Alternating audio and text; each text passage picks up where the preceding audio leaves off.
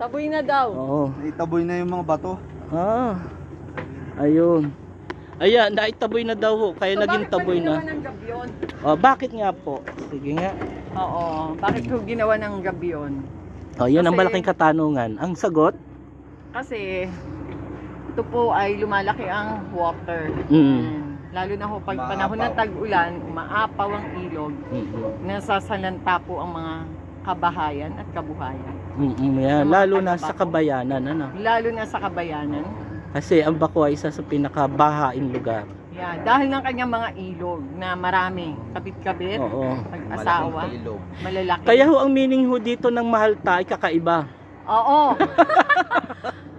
Mangyan, halkon, at talon. Talon. Yan. Originally ho, yung Mahalta ay ano, Mangyan, Halkon, Tama raw. at Tamaraw. Ay bigla ho din sa bayan ng Baco ay naging talon. Tama. Ang ibig kong sabihin ay marami hong talon at marami hong mga ilog. Yan ang dahilan kung bakit ang Baco Sobra. ay bahain. Oo.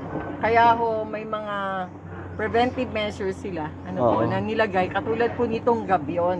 Yan. So, maganda po. Kaya to. lang mukhang maraming hindi matutuwa din, ano. Lalo na doon sa mga mahihilig mag-ilog. Ayan, oo. Kasi parang maligo.